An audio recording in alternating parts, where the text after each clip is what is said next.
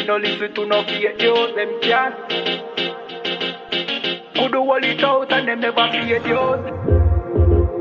Notice I just be a bad bitch, I get forward from with you. But the one you have to good girl them lazy. She never did a features, R-rated. Never did a features, half naked. Me never did a piggy R-rated things halfway, that's why me give R-ratings. She never did a features, half naked. Never did a features, R-rated. Me never did a piggy R-rated things halfway, that's why me give R-ratings. I know every girl I like material. I know every girl fi get the juice in my seed bag. I know every girl me trust to cook my food, nor boil my tea, not even put the milk in the cereal. Me like a catty when medieval, when no fi wash fi cook fi clean and no fuss. When she hear me get a new girl, I know that me mean when me say me fight me demon. Multiple wife legally, no illegal. Yeah, straight, me go crazy. I know every catty can be my first lady. I know every press plus body done pay fi plus Tatiana no fit in and no Mercedes. When me say oh luxury dolly fi nurse baby, a trouble when luxury dolly turn old lady. So big up every girl when don't lazy. Your body big but I your mommy donate it. R-rated. Never did a fi dress half naked. Me never did a fi give R-rated things halfway, that's why me give R-ratings. She never did a fi dress half naked. Never did a fi dress R-rated. Me never did a piggy R-rated things halfway, that's why me give R-ratings. She now wait pan money for reach her and donation. She make reach her man donation. 100 and run, but the waist gal a tell her fi leave her man, but she stay strong. She know say them are no friends, them are haters. Them sleep with every man in the acre. Can't get nobody fi stay long and want the advice for relation. Baby, no listen to no fake news. Them can't keep a man cause them never stay true. Could do all it out and them never pay dues. Never shut them out and them wicked and cruel, eh? Bag a man a rush but them just a get yours. Everything them have them did a fear blows. Instagram live them mute for the views. Baby that I know you though. Sure, R-rated. Never did a features half naked. Me never did a piggy R-rated things halfway, that's why me give R-ratings. She never did a features half naked. Never did a features R-rated. Me never did a piggy R-rated things halfway, that's why me give R-ratings. One wish.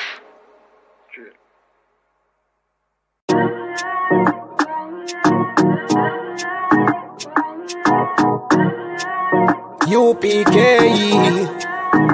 01 West. Babylon is falling to rise no more again. Babylon is falling. Freedom is here, my friend, not just part of the nation. Yeah, our shine never come bring peace in start of the vision. Now put your trust in the riches and wealth, contamination. But just the last statutes and commandments, we make the decision to keep them with precision. I just part of the nation. Daniel get a vision, him see the black Christ, it wasn't a white depiction. No allegiance to Rome nor its regions, come out them religion if you want be a free man. Cause the deacons them full of demons, same situation with Rasta with Islam.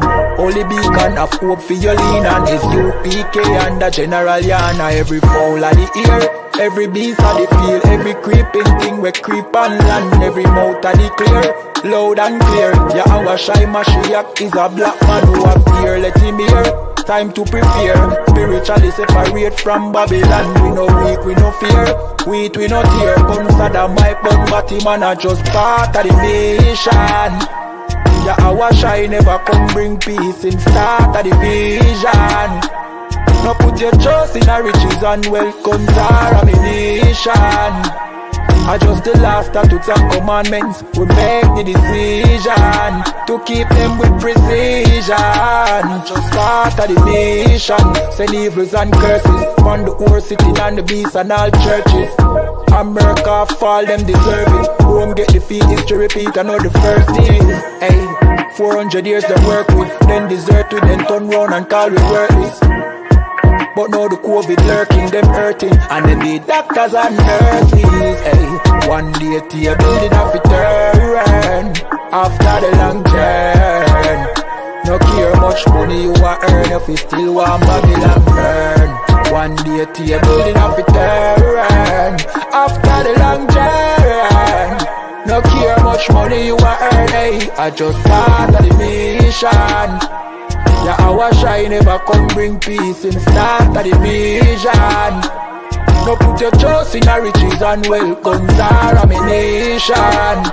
I just the last statutes and commandments. We make the decision to keep them with precision. I just part of the mission.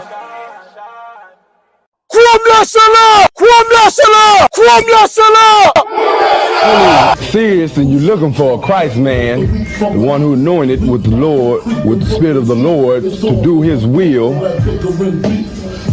I'm that nigga.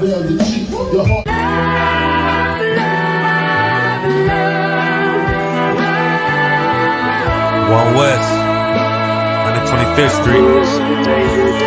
Look, y'all put your faith in presidents like they gon' change this country. Run the league and let y'all play cause y'all gon' make a money. Fuck Obama, he ain't come here on Congo. American honor don't lack no soldiers. With the Spirit of the Lord, we don't lack no soldiers. You understand me? Like the saint, black, Hispanic, native, they hate y'all as the same. Hate Christ in their image, paint you as a slave. God ain't all love, scriptures say he hate African soft niggas, they know we not the same. School to prison pipeline to get you off the streets. Put you in the cell toilet connected to the sink. Molested as a kid, she prostituted as a teen. The byproduct of Martin Luther King dream. They just took the yoke off, my nigga, we ain't free. We living bleak in these wastelands of poverty. If you don't know the truth, then the lies sound promising. Prophecy, gift and the curse. Dylan started killing, they was sitting in church. Black folk forgave him, man, this shit is absurd. You should never love your enemy, that shit ain't gon' work. Yeah, fuck dying on your knees, you better die in glory. Man, I joined the UPK, taught me the art of warring. I took a nigga life like mine to be recognized. I feel that pain every day, it can't be reconciled. Pops banging, my sister a prostitute. My brother got life, and somehow I still found the truth. War ready, no cowards, no excuse. Fuck reparations, you can't bandage no open wounds. Blood on the leaves, body swing hung from a noose. I was on a run in Nashville and I found the truth. I called the school, classes being held by the shock on my life. I want to be a gangster like a cop. Do this for my brothers, real brotherhood. Everything we do, we got it out this book. My nigga, I can never be no African. UPK the only authorized acronym. I'm passionate about my brothers and sisters. We in hell, I ain't got nothing against them. That's another religion. If it ain't under your honor, ain't me murdered by them and got a hug from your honor. That's the way out for a coward in my observation. They don't fear the Lord, they indoctrinated. Wolves in sheep clothing, Joe Osteen. Real priest bringing back black royalty.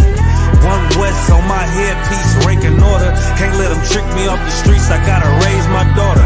I got brothers at the border ducking ICE agents. I got the name change, it was life changing. My family thought it was a game. Put on all black, they said I was going through a phase. It's more of us in jail than it was slaves. Aquí somos la Escuela Israelita del Conocimiento Práctico Universal. Hoy estamos aquí. Lord Commandant General Yohanan ESUPK. This is what Commander General Yohanan did. This is what he did. First camp, I cut off all my dreads. I took an oath when that oil hit my head. Niggas capping like they lids. I'm a priest, I never stick no fork in no pig. I was dead till I found out how to live. This brotherhood taught me how to be a man. I came back to my roots, I had to dig. A couple gaps I had to bridge. I got a rib, I'm married to this work. You wanna serve the Lord, he ain't in the Christian church. I had to dig. That's right. Israel, the Israelite School of Universal and Practical Knowledge, under commanding General Yohana, presents the Lord's 55th annual Passover. That's right. The Lord's 55th annual Passover is rapidly approaching. Commanding General Yohana is calling for all blacks, Hispanics, and Native Americans to remember what the Lord did for us by saving us from our oppressors and choosing us to be a special people unto Him, the real Jews and Israelites. Passover will be held in Durham, North Carolina. Pay your Passover fee. Anyone 17 years of age or older must pay $200. Come and enjoy fresh lamb, unleavened bread, and the Spirit of Christ. Can't wait to see you all there, Israel. Shalom. Gathered on streets and corners, all is feeling righteous. Real particular, nobody else there to compare to. Train for war, men of war, and warlike apparel. Prefer our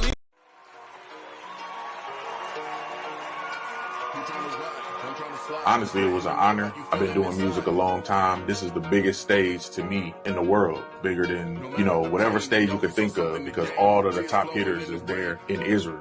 The Captain Akkad, Captain Katazai, Shar, just a lot of other artists, Night Azab, Commanding General Yohana, the generals is there. Everybody in Israel from all 50 states, all over the world is in this room watching you perform. So that's an honor. Black Party, April 18th. Make sure you get there on time. Come with your best black attire. Be ready to party. Be ready to show love. Be ready to sing along, and just turn out. Bring everybody, tell everybody you know. Don't want no more problems, I need to skate. She offer again, I'm like, bitch, I just ate. They want us to live without counting the weight, but often no help when we start. Give me 1 second. Nous sommes live sur TikTok, YouTube, Facebook. Et Shalom, Yahweh Hashem Shabrak, à tous nos frères, Yahweh Shemal, Tan Bashem, Yahweh à tous nos sœurs. Ici l'officier de 500 Barak qui est avec le ISPK, qui est de Israelite School of Universal and Practical Knowledge, ou l'école israélite de la connaissance universelle et pratique. Vous comprenez? Comme tous les lundis, nous sommes de retour avec nos classes d'histoire. On va faire une deuxième partie de la dernière classe d'histoire qu'on avait, où on va vous montrer les atrocités qui nous sont arrivées. Vous comprenez? Les atrocités qui sont arrivées à la nation d'Israël. Et comme c'est une partie 2 de la classe précédente, on va encore rester dans les Antilles françaises, ou plutôt dans les colonies françaises, ce qui inclut aussi une partie du Canada, dans le passé, vu que c'était la Nouvelle-France, le territoire que la France a décidé de coloniser pour eux. Pour ceux qui sont sur TikTok, comme vous voyez, voilà l'une des punitions, voilà l'une des atrocités qui nous faisaient subir et qui nous disent d'oublier. Pour ceux qui sont sur YouTube, je vais vous partager avec vous un article qui vient du livre « La violence dans l'esclavage dans les colonies françaises » qui incluait le Canada, une partie des États-Unis et bien sûr les Antilles. Vous comprenez? Donc, vu que c'est une deuxième partie, on va juste continuer de là où on avait arrêté la dernière fois. Laissez-moi juste partager mon écran pour ceux qui sont avec nous sur YouTube et Facebook. Donnez-moi juste un instant.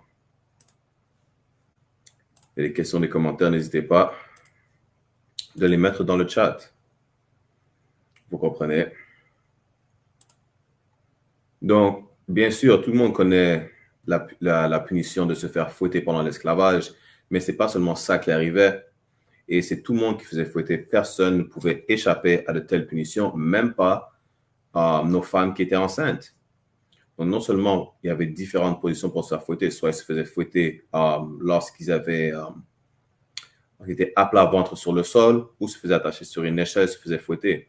Et nos femmes qui étaient enceintes, comme je viens de vous expliquer, selon l'article que vous pouvez voir, même pas un article, c'est vraiment un livre que vous pouvez même chercher vous-même, qui s'appelle « La violence dans l'esclavage dans les colonies françaises ». Okay.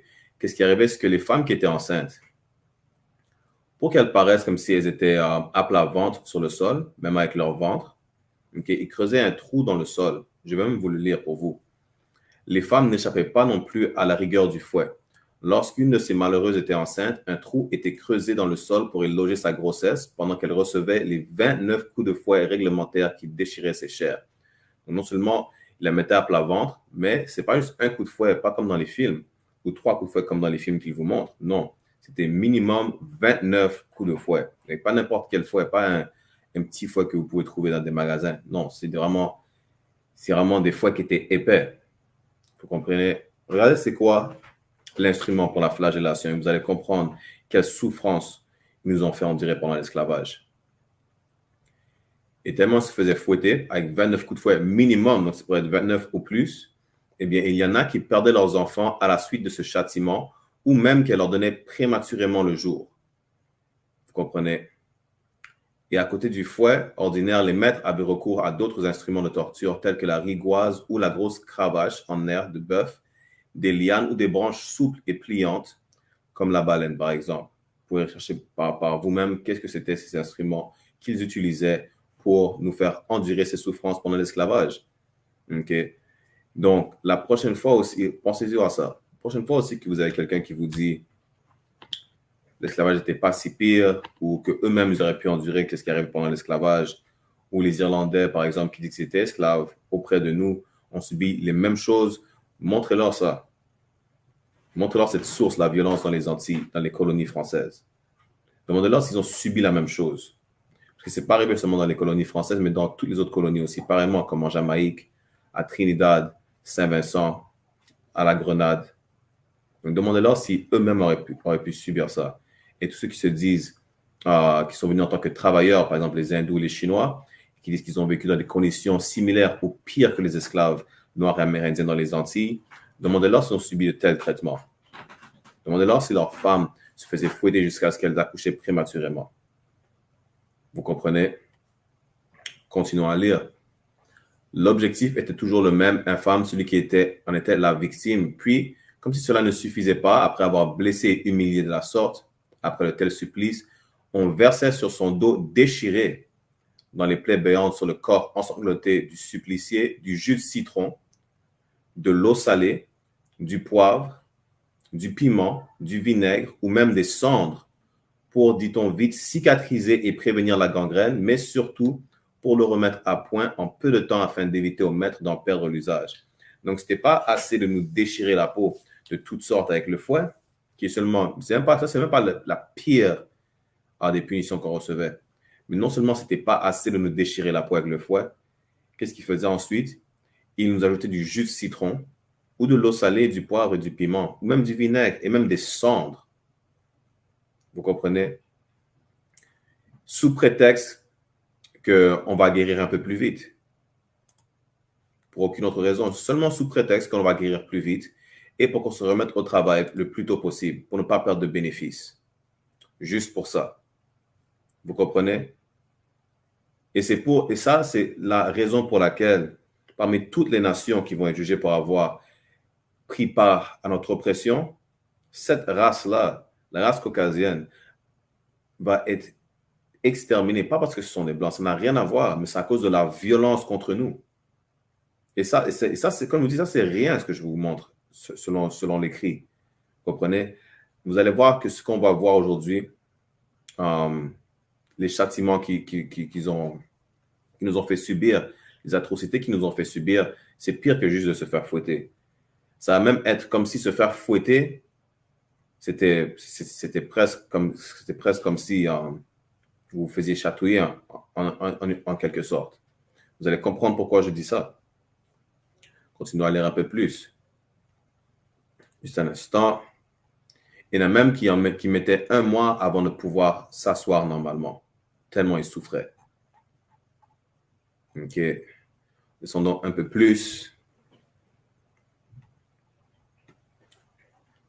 Donc, de plus, la certitude obsédante que les planteurs avaient d'être en sécurité au milieu d'une population servile et totalement hostile, et dont ils ne pouvaient prévoir la réaction et les poussèrent à multiplier les sévices tous horribles les uns que les autres. Donc, c'est une information qui est assez connue, que les Blancs ont toujours été minoritaires dans leur colonie. Voilà pourquoi ils devaient être encore plus sévères avec le traitement qu'ils nous faisaient subir. Pourquoi?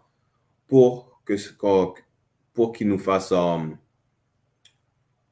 pour qu'ils détruisent, non seulement qu'ils nous détruisent spirituellement et qu'on n'ait pas envie de se rebeller sous peur de représailles et sous peur de pires actions sadiques qu'ils pouvaient utiliser contre nous, mais parce qu'ils avaient tellement peur qu'il fallait faire un exemple, comme quoi, si vous essayez de fuir, si vous essayez de vous rebeller, c'est ça qui va vous arriver. Et même si ce n'est pas pire, vous comprenez? Ainsi, le fouet fut-il secondé par une multitude de supplices tels que les mutilations, les entraves et la peine de mort, comme nous allons le voir dans les conditions les plus horribles. Champlain a dit, comment ça il était minoritaire, les Blacks se laissaient esclavager alors? Comment ça les Blancs étaient minoritaires? Premièrement, il y avait une nation amérindienne dans toutes les colonies. Et ensuite, les Noirs se sont fait prendre, se sont fait ramener d'Afrique, se sont fait vendre par les Africains et se sont fait ramener. On ne s'est pas juste laissé faire comme ça. Clairement, Champlain, c'est même pas une question d'ignorance à ce moment-là. Tu comprends? C'est vraiment juste comme tous les trolls qui viennent dans les chats le plus souvent. Comme si on se faisait juste laisser prendre, on se faisait juste ramener par les bateaux de plein gré.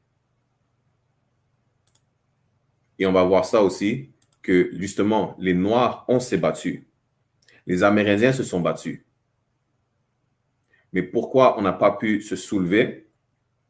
Pourquoi on n'a pas pu réussir? Parce que nous sommes la 12 tribu d'Israël et que ça, c'était notre châtiment pour avoir désobéi notre Dieu. C'est juste pour ça, on va voir ça plus tard. On va voir ça un peu plus loin dans la classe. Vous comprenez? À chaque fois qu'on a désobéi notre Dieu, il y a toujours un malheur qui nous est arrivé. Après, depuis qu'on est sorti d'Égypte, toujours un malheur qui nous est arrivé. Ça, c'est la dernière captivité que l'on va subir aux mains de ces derniers oppresseurs. On a été réduit en esclavage par les Éthiopiens, on a été réduit en esclavage par les Égyptiens, on a été réduit en esclavage par les Arabes, par les Perses pareillement. Mais la race caucasienne c'est la dernière captivité dans laquelle on sera. Vous comprenez? Et Officier d'ailleurs, dans le chat de Facebook, Shalom Adawan Yabashim Shabakata dit l'oppresseur est le diable dont parle la Bible. Exactement. Et ce n'est pas une question d'être le diable parce que ça représente une personne qui a une peau rouge avec des cornes, des sabots de cabri et une queue fourchue. Non. Ça représente celui qui ment et celui qui déçoit sur la face de la terre. Parce qu'ils vont toujours nous dire « Ah, mais l'esclavage, ce n'était pas si pire. On a juste été fouettés et ainsi de suite. » Ils vont toujours minimiser notre souffrance alors qu'on va voir, comme je vous dis, selon l'écrit, la violence dans les colonies françaises, dans l'esclavage dans les colonies françaises. Vous allez voir que le fouet, c'était quasiment minime. Déjà, ce n'était pas si bien de se faire fouetter, comme je viens de vous expliquer, clairement. Mais comparé aux autres punitions qu'ils nous faisaient subir, c'était vraiment minime. C'est quasiment que ce n'est même pas aussi atroce de se faire fouetter. Vous allez comprendre. Vous comprenez? Avant de continuer à lire, juste lire les commentaires, mais tu ne peux pas en vouloir aux gens d'avant et vouloir te venger sur leurs enfants, non? Moi, c'est même pas mon opinion personnelle que je vais te donner. Je vais te montrer qu'est-ce que les écrits nous disent. Tu comprends? Donne-moi juste un instant. On va aller dans le livre de Isaïe, chapitre 14, verset 21. C'est pas mon opinion personnelle. Est-ce que même on devrait faire souffrir à ceux qui nous ont fait souffrir exactement le même martyre? Tu comprends? Personne ne devrait souffrir comme nous on a souffert. Mais je vais te montrer qu'est-ce que la Bible dit par rapport à ça. Qu'est-ce que Dieu dit par rapport à ça? Tu comprends? Donne-moi juste un instant. Je réponds à ta question tout de suite. Je vais juste partager mon écran pour YouTube.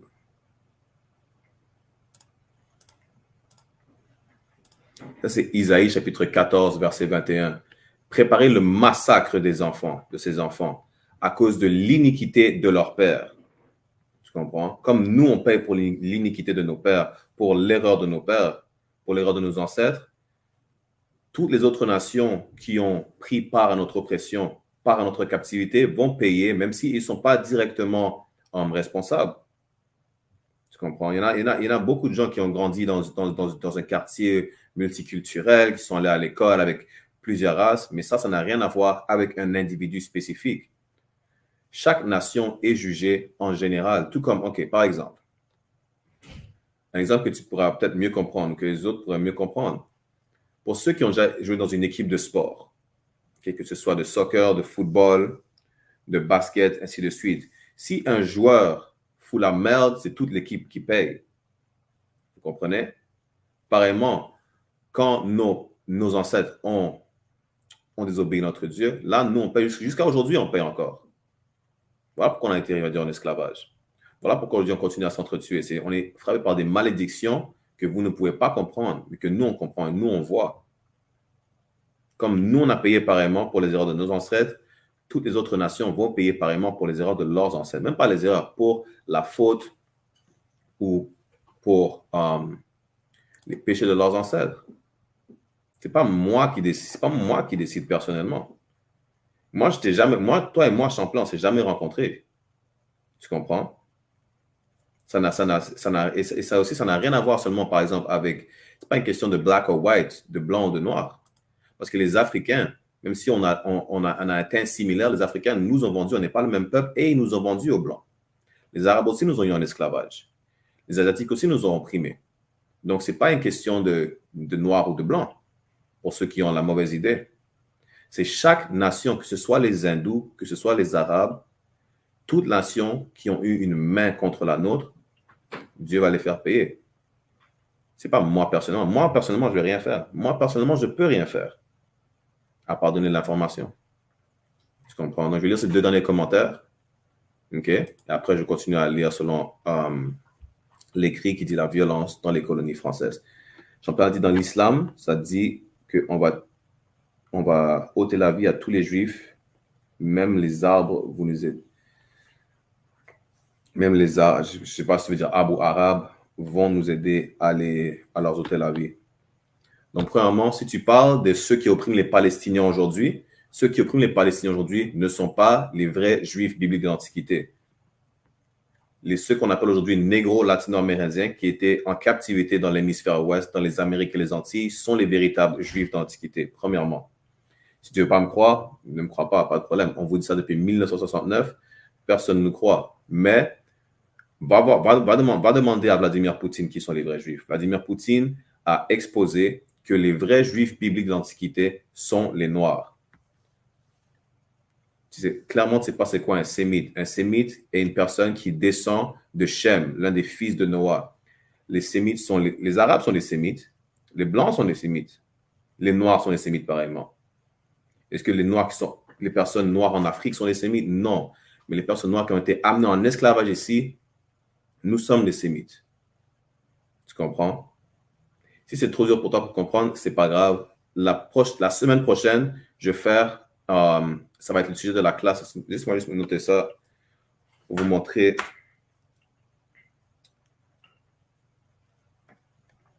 La semaine prochaine, ça va être le sujet de la classe, lundi prochain. Ok, je vais vous montrer qui sont les vrais juifs bibliques de l'Antiquité. Aucune question, aucun commentaire, aucune question, que la question soit ignorante ou pas, commentaire ignorant ou pas, ou même haineux à la fin de la journée, que ce soit toi ou quelqu'un d'autre. Aucune question ne me dérange. Posez toutes vos questions, que ce soit Champlain ou qui que ce soit, qui soit d'accord ou pas d'accord. Il n'y a rien qui me pose problème. Juste pour vous laisser savoir. Mais, avant de continuer à lire, pour ne pas aller trop à droite ou pour ne pas dévier trop du sujet de la classe aujourd'hui, ce que vous appelez aujourd'hui comme négro, latino-amérindien, les noms qu'on nous a donnés, ce peuple qui était en captivité dans l'hémisphère ouest, dans les Amériques et les Antilles, sont les véritables juifs bibliques de l'Antiquité. Ceux aujourd'hui qui oppressent les Palestiniens sont des imposteurs. Même la Bible les appelle ceux qui sont. Je veux dire exactement. Je n'aime pas juste paraphraser. Je veux dire exactement comment ils sont appelés dans la Bible. Ce sont des imposteurs. Vous comprenez? Donnez-moi juste un instant. Ça, c'est le livre d'Apocalypse qui vous dit, Apocalypse chapitre 2, verset 9, « Je connais tes œuvres ». C'est Christ qui parle. Il dit, « Je connais tes œuvres et tribulations et ta pauvreté ». Donc, il parle aux vrais Israélites, aux vrais Juifs bibliques de l'Antiquité. S'il connaît notre tribulation, notre pauvreté, qui veut dire qu'il connaît le trouble dans lequel on vit et notre pauvreté, est-ce que vous voyez aujourd'hui ceux qui oppressent les Palestiniens être pauvres? Est-ce que vous les voyez dans certains problèmes ou de tribulations? Non. Ils ont l'industrie de la musique, ils ont l'industrie de l'entertainment, ils ont l'industrie des joyaux, de la bijouterie, des diamants. Ils sont loin d'être pauvres. Vous comprenez?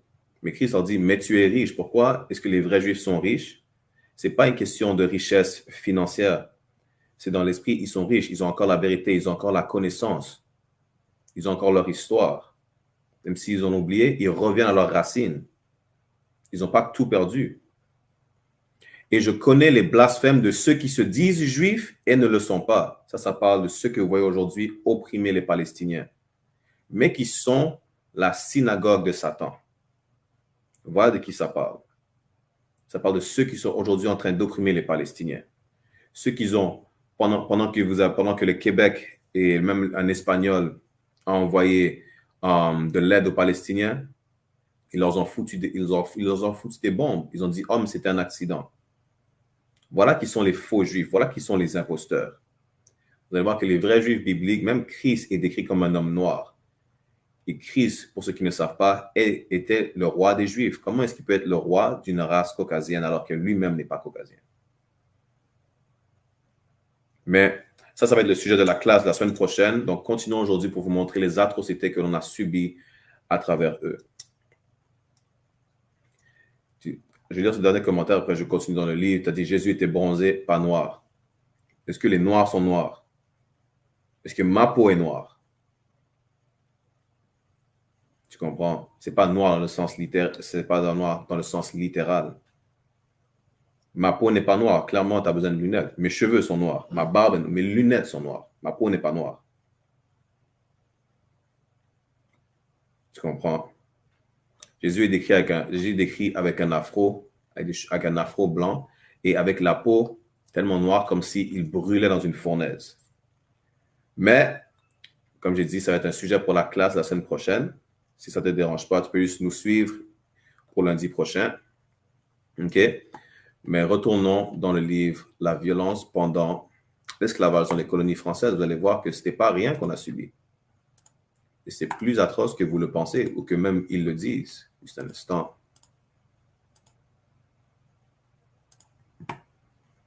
Donc, à part les coups de fouet, on avait beaucoup de mutilations et ainsi de suite. Je vais essayer d'aller le plus vite parce qu'il nous reste environ 1 heure. OK. Si certaines telles que le sectionnement du jarret était une sanction légale. Vous pouvez voir c'est quoi le jarret. Comme vous voyez, pour ceux qui mangent la viande, le jarret d'agneau, le jarret de porc, c'est une partie, si je ne me trompe pas, une partie de la jambe. Si je ne me trompe pas, c'est même une partie qui est derrière le genou. Et on se faisait couper cette partie derrière le genou et c'était légal, c'était très normal.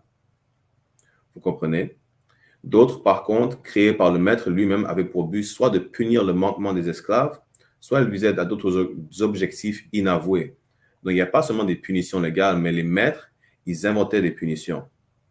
Comme on l'a lu la semaine dernière, pas seulement pour détruire l'esprit des esclaves, pour qu'ils ne se rebellent pas, mais aussi pourquoi? Parce que c'était amusant.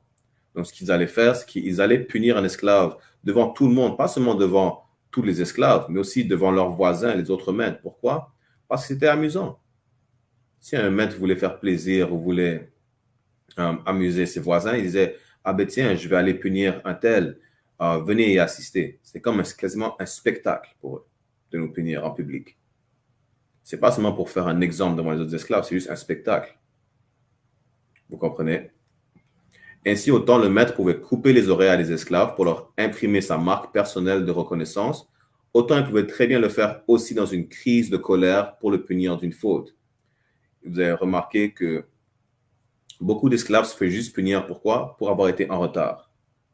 Pour avoir été malade et avoir manqué un jour de travail sur la plantation. On se faisait couper une oreille, on se faisait couper un doigt, on se faisait casser les dents. Vous comprenez? Vous montrez la nature de nos oppresseurs. Ce motif de punition servit d'ailleurs de prétexte aux planteurs pour s'adonner aux actes de barbarie les plus ignobles et les plus inimaginables sur leur population noire. Parfois, au mépris de leurs intérêts et de la loi, ils coupaient la main aux voleurs, le pied entier à celui qui osait s'éloigner de l'habitation, les seins pour les femmes, la langue et parfois pire, les parties sexuelles pour les priver des seuls plaisirs dont ils puissent jouir gratuitement.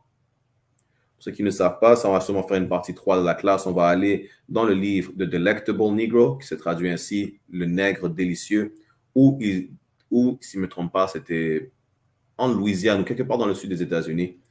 Des maîtres ont pris l'un de leurs esclaves et l'ont forcé à se couper les parties génitales et à manger ses propres parties génitales avant de lui enlever la vie. Voilà à quel point nos oppresseurs sont dégueulasses. Comme vous voyez, ils l'ont toujours été. Nos oppresseurs, même pour nous punir de toutes sortes, ont toujours été des déviants sexuels. Jusque même aujourd'hui. C'était même dans... Est-ce que c'était au Mississippi? Je pense que c'était au Mississippi, c'était l'année dernière. Il y avait un groupe de 6 policiers, même pas un groupe, un gang de 6 policiers, qui s'appelle le Goon Squad au Mississippi. Ils sont allés dans une maison où il y avait 2 Noirs, je ne sais pas si c'était des frères ou pas, ou des amis, ok? Ça donnait, il y en a un, je pense, qui était en train de coucher avec une blanche, et ainsi de suite, et ça les a énervés. Donc, ils les ont torturés, ils les ont agressés sexuellement. Il y avait un des policiers qui avait même des jouets sexuels. Ça vous demandait, qu'est-ce qu'un policier, pourquoi un policier trimballe les jouets sexuels? Eh bien, il les trimballait avec lui. Ils ont pris ces 2 Noirs, ils les ont torturés, ils les ont électrocutés avec leur pistolet électrique, avec leur taser. Ils les ont agressés sexuellement avec les jouets que l'un des policiers trimballait pour je ne sais quelle raison. Vous comprenez? Donc, nos oppresseurs, pendant l'esclavage, même après l'esclavage, jusqu'à aujourd'hui, ils ont une nature plus que tordue, en fait. Vous comprenez? Ça a toujours été leur nature. Depuis les Grecs, même vous allez voir que pendant l'esclavage, ils n'agressaient pas seulement des femmes noires. Ils agressaient des femmes noires, des jeunes filles, ils agressaient des petits garçons et même des hommes. Et ils ne considéraient pas comme ça homosexuel. Pourquoi? Parce que vous n'étiez pas considéré comme un homme. Vous étiez considéré comme une propriété et que votre corps ne vous appartenait pas. Que vous soyez une femme ou un homme, ça n'avait rien à voir pour eux. Votre corps ne vous appartenait pas. Vous n'étiez pas un humain, donc il n'y avait rien de grave à le faire. Là était la mentalité, et toujours la mentalité de notre oppresseur aujourd'hui. Vous comprenez? Je pense que c'est quoi? C'est encore l'année dernière où il y a 2 ans, une femme colombienne a décidé elle a rencontré un blanc sur quoi? Je pense sur Tinder, un truc comme ça. Et bien, le blanc, devinez ce qu'il a fait. Il l'a découpé en morceaux, il l'a caché dans sa valise. Ça, c'est arrivé, et ça arrive encore aujourd'hui. Malgré tout, vous voulez toujours vous mélanger à cette race qui vous déteste et qui vous a toujours détesté. Vous comprenez? Mais continuons à lire. À d'autres, on crevait les yeux, on leur arrachait les dents, les ongles, et on leur lacérait la bouche. Mais cela ne suffisait pas, il fallait meurtrir davantage les Noirs. Il fallait qu'ils portent sur eux les traces de leur supplice, bien visibles par tous, afin de les tenir dans les rangs. Donc, pour être sûr que vous êtes au droit chemin, ça ne suffisait pas de vous fouetter. Ce n'est pas assez de vous couper le doigt, ce n'est pas assez de vous couper une oreille, de vous couper vos parties génitales. Il fallait que tout le monde puisse voir que vous aviez été victime de cette punition. Vous comprenez? Peu importe à quel point ils étaient violents avec nous, c'était jamais assez. Ça n'a jamais été assez. Vous comprenez?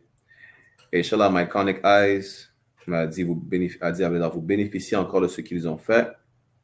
Gardez la vérité captive sans réparation.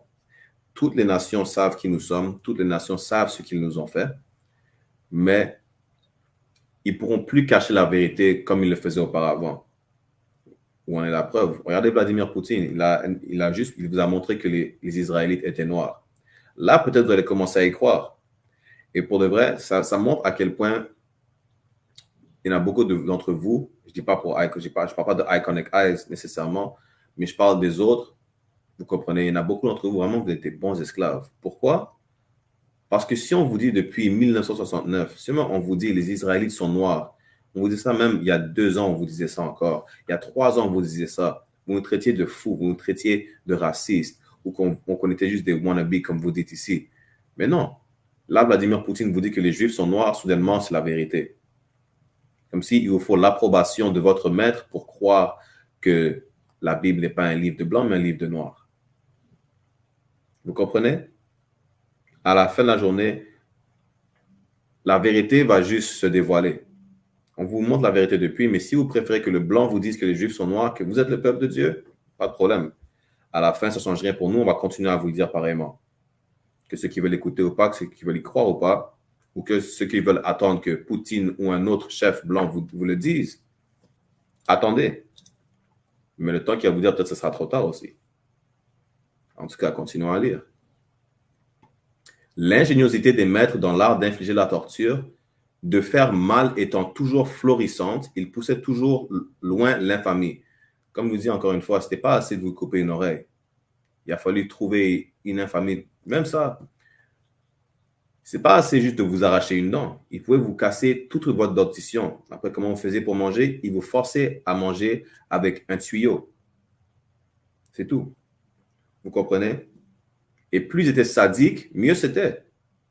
Parce que plus ils étaient sadiques, c'est comme s'ils étaient plus ingénieux, en fait. C'est juste ça. Pour eux, le plus ils sont sadiques, le plus ingénieux ils le sont. Même qu'il y a des punitions qu'ils avaient, que c'était la loi de vous punir avec un certain nombre de coups de fouet. On dit, vous savez quoi, le coup de fouet, c'est pas assez. Pourquoi je ne coupe pas une oreille? Pourquoi je ne coupe pas un pied? Ah, finalement, pourquoi, à la place de couper un pied, pourquoi je ne coupe pas une jambe? Pourquoi je ne coupe pas les deux jambes? Même si, à la fin de la journée, ça va vous empêcher de travailler sur la plantation, peu importe. Pourquoi? Parce qu'il y en a qui avaient des fermes. Comme aujourd'hui, ils ont des fermes de reproduction pour le bétail. Vous étiez le bétail, il y a des fermes de reproduction pour les esclaves. Donc, un esclave qui ne peut plus travailler, tant pis. Soit on va le laisser pour mort, ou on va juste lui ôter la vie et on va en chercher un autre dans une ferme de reproduction, ou on va faire venir d'autres par bateau. C'était tout. C'était aussi facile que ça de vous remplacer. Donc, ça ne leur dérangeait pas de vous mutiler à un tel point que vous ne pouvez plus travailler sur la plantation. Il y avait juste à vous remplacer. C'est tout. Vous comprenez? Donc, descendons un peu plus. On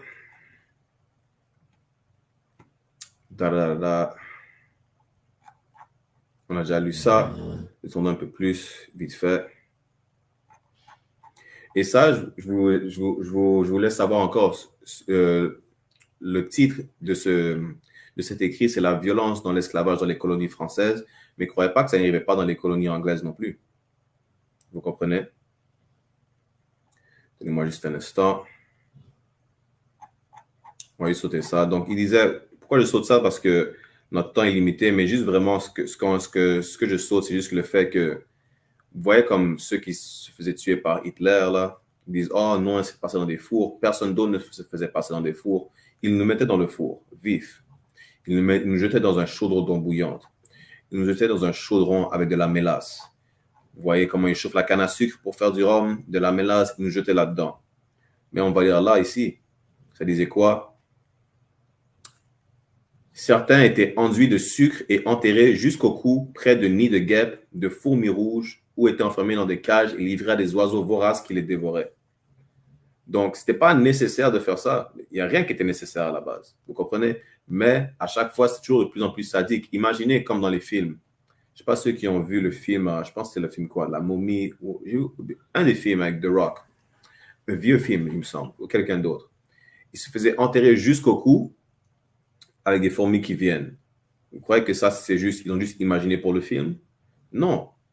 Ils nous faisaient vraiment ça. Ils vous badigeonnaient de sucre, de miel, peu importe. Ils laissaient les guêpes et les fourmis vous dévorer. Vous comprenez? Même, si je ne me trompe pas, c'est à Cuba. Vous voyez aujourd'hui comment vous avez une boucherie. Si ce n'est pas à Cuba, seulement à Porto Rico, en République dominicaine, les maîtres avaient des boucheries où ils vendaient la viande d'esclaves. Et cette viande d'esclaves en était donnée à leurs chiens. Et ils le mangeaient aussi. Ils ne croyaient pas que c'était juste pour leurs chiens. Même nous, ils nous mangeaient. Ils nous donnaient à manger aux cochons. Ensuite, les cochons nous redonnaient à manger aujourd'hui. Voilà pourquoi Haïti mange du griot. Voilà pourquoi la Martinique, la Guadeloupe, ils mangent du boudin pareillement. Ça, on a ça depuis l'esclavage. Donnez-moi juste un instant. Juste un instant.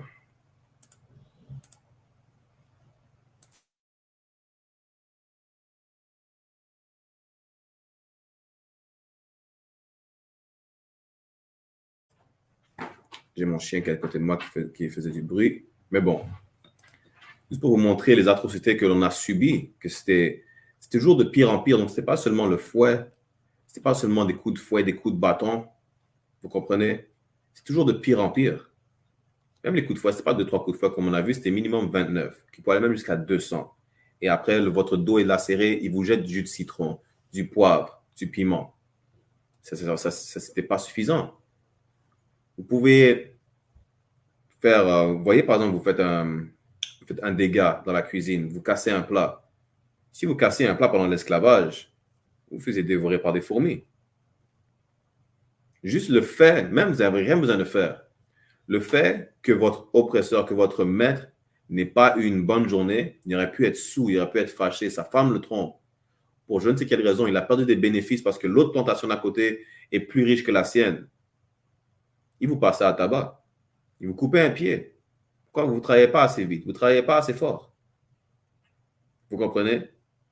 Tout comme aujourd'hui, quand votre superviseur vous voit, tu ne travailles pas assez fort, il te renvoie. Le renvoi, avant, c'était la mort. Ce n'est pas juste je te renvoie du travail et tu trouves une nouvelle job. Non, là, c'était la mort. Vous comprenez? Continuez à lire. D'autres, par contre, étaient brûlés vifs, jetés dans des chaudières à Vesoul, plongés dans de la chaux vive. Pour ceux qui ne savent pas ce qu'est le Vesoul, comme vous voyez dans les films d'esclaves, vous voyez quand ils jettent ce qui a l'air de la molasse, ensuite ils vous mettent des plumes d'oiseaux dessus. C'était ça le Vesoul. Eh bien, la chaudière était bouillante. Donc, vous voyez quand vous mettez de l'eau sur le feu pour faire des pâtes ou du riz, par exemple, que ça vient en ébullition, ça commence à bouillir, et bien vous vous faisiez jeter dans un chaudron bouillant, vif, comme l'image que vous voyez derrière moi. Exactement comme l'image que vous voyez derrière moi. Vous comprenez? Cette image-là, c'est pas une caricature, c'est quelque chose c'est des choses qui arrivaient vraiment. Même ça, c'est encore pire que ce que vous pouvez voir dans l'image derrière moi. Vous comprenez? Mais comme encore je vous dis, c'était juste dans les Antilles françaises. Imaginez dans les Antilles anglaises. Imaginez en Amérique du Sud, l'Amérique centrale. Vous comprenez? C'était la même chose, c'est pas pire. Continuons à descendre un peu. On va seulement faire une partie 3. La partie 3, on va seulement aller pour voir les châtiments qu'ils nous faisaient subir en Amérique centrale, en Amérique du Sud. Okay? Et après, on va aller dans le livre Le Nègre délectable, The Delectable Negro.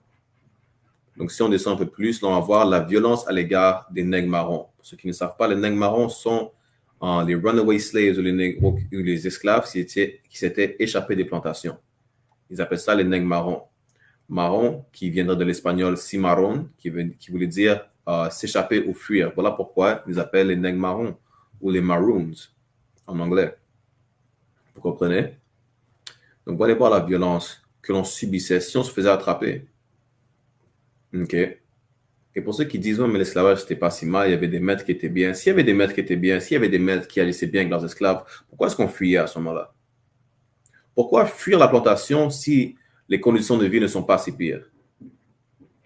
Même pour l'esclavage qui était au Canada, il y en a qui disaient, mais c'était le Canada, ça ne devait pas être si pire. Au Canada, les esclaves fuyaient pareillement. Pourquoi ils fuyaient leur plantation si ce n'était pas si pire? Voilà ce qui vous montre que notre oppresseur est vraiment le diable dont parle la Bible. Pourquoi? Parce que le diable veut dire celui qui déçoit, celui qui vous ment. Il dit que ce n'était pas si pire, mais leurs esclaves fuyaient.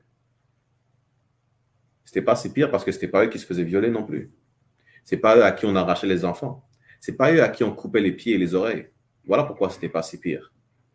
Pourquoi ce n'était pas si pire? Parce que les soi-disant Irlandais qui disent qu'ils étaient esclaves à nos côtés, ils ne subissaient pas les mêmes châtiments, les mêmes atrocités que nous, on subissait. Voilà pourquoi ce n'était pas si pire pour eux.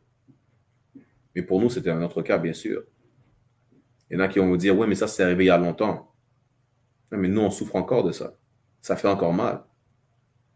Et pour ceux qui ne savent même pas ce qui est arrivé, lorsque vous lisez des écrits comme ça, lorsque vous voyez des films, vous dites, mais le film, ça n'a rien à voir avec ce qui est décrit dans les récits, même dans les journaux des maîtres d'esclaves qui décrivaient les châtiments qu'ils nous faisaient. Les films n'ont rien à voir. Les films, c'est comme si ils ont adouci les films pour Hollywood. Déjà, le film, ça vous fâche. Imagine de voir toutes ces atrocités dans un film, véritablement. Vous comprenez? Et vous êtes le seul peuple à qui on dit qu'il faut oublier ce qui est arrivé parce que c'est dans le passé. Mais ça fait encore mal. Ça fait encore mal. Aujourd'hui, on est encore obligé de parler français, on parle anglais, espagnol, portugais, à cause de toutes ces atrocités-là. Imagine, il y en a qui ont honte de porter leurs cheveux afro, de porter des tresses. Combien d'Amérindiens vous voyez qui n'ont pas de tresses, qui ont juste les cheveux coupés? Pareillement avec les Noirs. Vous avez honte de vous-même. Il y en a qui se blanchissent la peau à travers la Jamaïque, dans les Antilles. Pourquoi? À cause de toutes les atrocités qu'on a subies. Voilà à quel point on a été détruit à un point où on ne voulait même plus se révolter. Ce n'est pas une question qu'on n'avait pas la force. Mais vous savez, vous ne pouvez pas imaginer à quel point ça peut détruire une personne. De voir ses frères et sœurs se faire mutiler tous les jours. De voir sa femme se faire violer tous les jours devant vous. Vos enfants. Vous ne savez même pas ce qui arrive à vos enfants. Même il y a des femmes, ce qu'on va lire quand je vais descendre dans l'article, il y a des femmes qui, après avoir donné naissance à leurs enfants, leur foutaient une aiguille dans le crâne. Pourquoi? Parce qu'elles ne voulaient pas que leurs enfants vivent ces atrocités-là dans le futur. Elles ne voulaient pas. Ils croyaient que ça ne leur a pas fait mal. Qu'elles n'ont pas souffert après avoir enlevé la vie à leurs propres enfants. Après, on nous dit qu'il faut juste oublier. C'est dans le passé. Ils nous disent quoi? Il faut oublier et aller de l'avant. Vous savez quoi? Je ne suis pas contre aller de l'avant. Si nous, on doit oublier ce qui nous est arrivé, pas de problème. Oublions ce qui nous est arrivé et allons de l'avant tant que vous pouvez oublier ce qui est arrivé le 11 septembre. Tant que vous pouvez oublier ce qui est arrivé pendant la Deuxième Guerre mondiale. Si vous pouvez oublier, si nous, on doit oublier, vous aussi, vous devrez oublier. C'est aussi simple que ça. Parce que ça, c'est la Deuxième Guerre mondiale, ça fait longtemps que c'est arrivé. Moi, je n'étais pas né pendant la Deuxième Guerre mondiale. Tout comme vous dites, oh, tu n'étais pas né pendant l'esclavage, eh bien, je n'étais pas né pendant la Deuxième Guerre mondiale non plus. Vous comprenez? Je ne me rappelle même pas du 11 septembre. Il y en a qui ont juste entendu parler du 11 septembre. Qui n'ont jamais vu ce qui est arrivé avant qu'ils en parlent dans les journaux. Vous comprenez? Donc, si nous, on doit oublier, si nous, on doit aller de l'avant, arrêtons de commémorer le 11 septembre alors, chaque année. Aussi simple que ça. Vous comprenez? Continuons à lire un peu plus.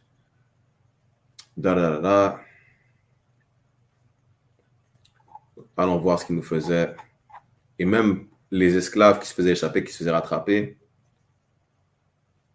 que ce soit la mutilation des oreilles et se faire marquer avec le symbole de la couronne française, que ce soit se faire marquer avec toutes sortes de symboles, de se faire couper les pieds, de se faire donner à manger aux chiens, parce qu'ils faisaient ça aussi. Par exemple, ils allaient tuer un animal, ils vous badigeonnaient de sang et vous jetaient dans un trou avec les chiens qu'ils avaient affamés par exprès pour qu'ils puissent vous dévorer.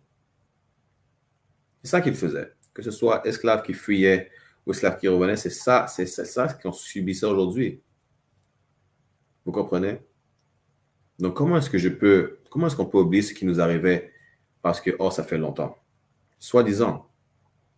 C'est pas que c'est arrivé il y a 400 ans. On a souffert cette atrocité pendant 400 ans. Donc, on ne peut pas juste oublier du jour au lendemain. Si vous me parlez de l'Holocauste, c'est quoi? Ça a duré combien de temps la Deuxième Guerre mondiale? 5 ans? 3 ans? 5 ans? On a souffert pendant 400 ans. On est juste oublier du jour au lendemain. Le 11 septembre, c'est arrivé un jour. Et nous, on espère juste oublier du jour au lendemain 400 ans d'atrocité telle quelle. C'est pas pour dire qu'on aurait même peut-être voulu qu'une bombe, ça aurait été moins pire que ça. Aux États-Unis, ils ont foutu des bombes dans les quartiers noirs. Ils ont détruit le quartier de Philadelphie. Ils ont détruit le quartier de Tulsa, Oklahoma. La première bombe sur le sol américain était par des Américains qui ont détruit un quartier noir. Donc, ce n'est pas comme s'il y en a qui disent « Ouais, mais vous n'avez jamais eu de bombe. » On a eu des bombes. On a tout eu. Vous n'avez jamais fait foutre dans une chaudière bouillante, par exemple. Vous ne vous avez jamais coupé les pieds juste parce que votre maître était énervé. Vous comprenez? Donc non, je ne vais pas oublier ce qui nous est arrivé parce qu'aujourd'hui encore, même après l'esclavage, ils ont empoisonné la Martinique et la Guadeloupe avec la chlordécone et on a le plus haut taux de cancer de la prostate. Il y en a juste supposé oublier du jour au lendemain. Alors qu'aujourd'hui encore, il y a des femmes qui donnent naissance prématurément à leurs enfants, qui passent à travers leur sein, quand ils allaitent leurs enfants, ils passent la chlordécone dans le système de leurs enfants et supposé oublier. Vous comprenez? Il ne faut jamais oublier. C'est facile de dire d'oublier lorsque c'est vous qui avez commis cette atrocité. Imaginez un agresseur qui dit à sa victime, il faut oublier, ça faisait longtemps. Il faut oublier, c'est dans le passé. C'est facile de dire à un agresseur, c'est facile à un agresseur de dire à sa victime, il faut oublier, parce que l'agresseur n'a pas été victime de l'agression. Vous comprenez? Laissez-moi descendre un peu plus en bas. On va continuer dans le livre, la 3e partie la semaine prochaine, possiblement, parce qu'il y a une partie qui vous montre qu'est-ce qui faisait les Noirs contre les Noirs, en fait. Vous comprenez? Laissez-moi descendre un peu plus. Donc, allons ici. Les abus sexuels contre les femmes noires. Et vous allez voir qu'est-ce qu'il en est. Sûrement, on va terminer là. OK? Si le châtiment du fouet, celui des colliers de fer, du carcan et des autres traitements inhumains cités plus haut était commun à tous les esclaves, sans aucune distinction de sexe ni d'âge, les femmes esclaves étaient confrontées à des difficultés particulières sur les habitations. Difficultés liées à leur condition féminine, les abus et autres exploitations sexuelles. Donc, pour ceux qui ne savent pas, oui, beaucoup de femmes ont été violées, mais ce n'était pas que les femmes, comme je vous dis, on va faire ça on va faire ça seulement à la partie 3, où ils violaient des hommes. Pourquoi? Ils vous violaient, hommes, devant vos femmes et enfants, parce que c'était une façon de vous humilier de telle sorte que l'homme fort que vous n'étiez plus l'homme fort. Il vous a pris votre masculinité. Il vous a pris votre force. Pourquoi? Parce qu'il vous a humilié devant vos frères, devant vos sœurs, devant vos mères, devant vos filles, devant vos femmes. Et on est supposé juste oublier du jour au lendemain? Les Palestiniens disent qu'ils ne pourront jamais oublier ce qui leur arrive aujourd'hui. Même attendez que dans 100 ans, demandez aux Palestiniens s'ils pourront toujours oublier qu'est-ce qui leur est arrivé, ils ne pourront jamais oublier. Donc pourquoi nous, on devrait oublier? Vous comprenez? Donc dans les colonies françaises, comme partout ailleurs où les Noirs étaient retenus en captivité, l'exploitation sexuelle des esclaves de sexe féminin a constitué l'une des pratiques sociales les plus spécifiques et les plus répandues du système esclavagiste. Par ailleurs, contrairement aux supplices mentionnés plus haut, malgré leurs exagérations, étaient considérés comme des punitions en représailles à des fautes commises par les esclaves. La question des motivations des violences sexuelles reste mal définie et suscite bien des interrogations. Donc, contrairement au coup de fouet, c'est qu'est-ce qui poussait les maîtres à violer les femmes? Comme on a vu plus tôt, comme je vous ai expliqué plus tôt, ce sont juste des sadiques, c'est leur nature d'être sadiques, c'est leur nature d'être des déviants sexuels. C'est leur nature de violer les esclaves. C'est pas qu'il leur fallait nécessairement une raison, mais ils allaient trouver toutes sortes de raisons pour vous punir de toutes sortes de façons. Vous comprenez? Qu'est-ce qui pouvait bien pousser les maîtres à recourir aux violences sexuelles quand on sait ceux-ci ne considéraient pas leurs esclaves comme des hommes, mais comme des bêtes de somme? Qu'est-ce qui pouvait bien les pousser quand on sait que le Code noir avait créé une ligne de démarcation entre les Noirs considérés comme étant en dehors de l'espèce humaine et les Blancs, race pure qui ne devait point se souiller par quelques intimes relations avec son objet. Donc, ils avaient un code, le Code noir, qui disait que vous n'avez pas le droit de coucher avec vos esclaves parce que c'était dégueulasse à la base. Ça va vous salir. Vous comprenez? Mais les maîtres ne suivaient jamais. Même si le Code noir, ce n'était pas un bon code, ils ne suivaient pas le Code noir. Ils inventaient leurs propres règles au fur et à mesure. Vous comprenez? Continuons à lire, on va descendre un peu plus bas. Cela s'inscrivait donc dans la continuité du pouvoir absolu que le maître avait sur son objet, faisant ainsi du viol une méthode institutionnalisée du terrorisme contre les esclaves. Donc, c'était juste une méthode pour vous contrôler. Il fait de vous ce qu'il en veut. croyez pas que c'est seulement les maîtres qui violaient les esclaves. Les femmes des maîtres, les maîtresses, vous violez pareillement aussi. Vous comprenez? Même vous allez voir quand on va lire ça, que les femmes noires, ce n'est pas seulement les maîtres qui violaient, mais vous voyez aujourd'hui comme il y en a beaucoup qui ne savent pas. OK, ça c'est une très ancienne pratique. Il y en a beaucoup qui vont dire, oh, mais pour un jeune, s'il a, il y a un modèle dans sa vie qui lui dit, oh, mais tu vois, ta première expérience avec une femme, je vais te payer une pute. Et bien dans le temps, les maîtres esclaves, qu'est-ce qu'ils faisaient avec leurs fils? Ils leur disent, pour ta première fois, tu vas coucher avec 7 esclaves. Je te donne 7 esclaves avec qui tu pourras coucher avec pour ta première expérience sexuelle. Donc, même cette pratique aujourd'hui, il y a des hommes qui payent des prostituées à leurs fils, à leurs neveux ou à des jeunes. Ils faisaient ça avec nous. Vous comprenez? Et les femmes n'avaient pas le droit de se laisser faire. Si elles ne se laissaient pas faire, elles pouvaient se faire couper tout membre. Même leurs enfants allaient se faire punir parce qu'elles ne se laissent pas faire. Ou votre mari allait se faire punir parce que vous ne vous laissez pas faire. Et ça, on est supposé encore oublier? Non. Là, descendons un petit peu. Il était commis au sein du domaine privé de toutes les esclaves, qu'elles fussent majeures ou mineures, devenaient ainsi une proie potentielle pour n'importe quel membre de la famille du maître. Comme je vous dis, ce n'était pas juste les femmes qui violaient, mais même les petites filles de tous âges. Même Christophe Colomb. Christophe Colomb vendait en prostitution des jeunes Amérindiennes aussi jeunes que 9 ans.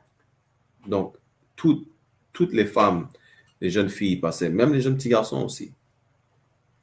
Elles étaient perçues comme des objets sexuels qui devaient répondre à leurs moindres désirs, mais elles étaient également et surtout les proies les plus convoitées par leurs suppôts, c'est-à-dire les contremaîtres, les économes ou gérants et les commandeurs. Donc, ce n'est pas seulement le maître, mais c'est aussi le superviseur de la plantation, entre guillemets, qui allait prendre avantage de vous aussi. Et le maître le savait. Le maître n'en avait rien à faire. Et il disait quoi? Il disait, malheur à la négresse qu'un gérant veut honorer de ses faveurs et qui refuse. Malheur au nègre avec lequel elle se console en lui donnant la préférence. Ils peuvent tous deux s'attendre à recevoir 100 coups de fouet sous le moindre prétexte. Donc, si vous refusiez de coucher avec un superviseur, okay, avec un commandeur, un contremaître, et que vous préfériez, par exemple, coucher avec un autre esclave, parce que vous ne voulez pas coucher avec le maître, vous préférez coucher avec un autre esclave, peut-être parce que c'est votre mari ou c'est votre petit ami, peu importe, sur la plantation, et bien, tous deux, vous allez vous faire punir. Vous n'avez pas le droit de refuser. Vous comprenez? Certains auteurs, tels que Thibaut de Champvallon, trouvent tout de même quelques raisons aux violences sexuelles exercées sur les esclaves. Donc, bien sûr, il trouvait toujours une raison pour toutes les punitions. Même si c'était le viol, il trouvait quelque chose, il trouvait une raison pour justifier ces actions dégueulasses contre nous.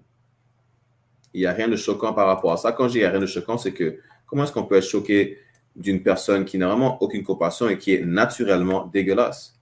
Il va trouver une raison pour vous dire « Oh, je t'ai foutu des coups de fouet pour telle et telle raison. Oh, tu t'es fait violer pour telle et telle raison. » Donc, pour notre oppresseur, qui est le plus dégueulasse, la race la plus dégueulasse sur la face de la terre, ils vont trouver une raison pour toute atrocité que l'on subit à ses mains. Vous comprenez? Donnez-moi juste un instant.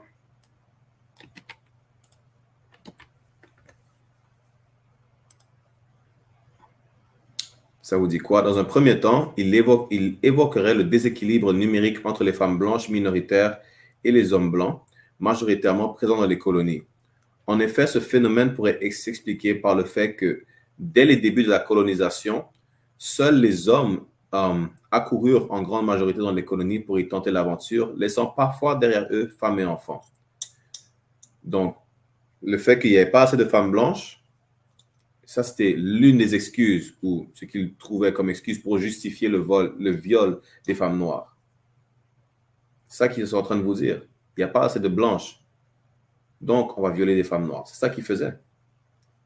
Vous comprenez? Mais là, encore se pose un problème qui est celui du nombre de femmes noires dans les colonies. Était-il si élevé que cela, quand on sait que pour le défrichement des terres qui nécessitaient de grands efforts physiques, les planteurs misaient plus sur une importation massive d'hommes plutôt que de femmes? Et selon Yolande Béhanzin, elle ne représentait que 25 à 35% des esclaves transportés dans les colonies. Et Lucien Pétro aborde dans le même sens que Champvallon, mais ajoute aussi à ce fait la quasi-nudité des femmes noires et de leurs mœurs. Donc, non seulement les femmes noires n'étaient pas si nombreuses que ça, premièrement, parce que c'est plus des hommes qui avaient besoin pour travailler dans les champs, mais aussi il vous dit que ouais, mais les femmes étaient souvent nues et ainsi de suite, n'étaient pas très habillées. Ouais, mais qui leur donnait pas les habits? Qui leur disait de juste se foutre un chiffon devant leurs seins, devant leurs fesses, et c'est tout ce qu'elles portaient?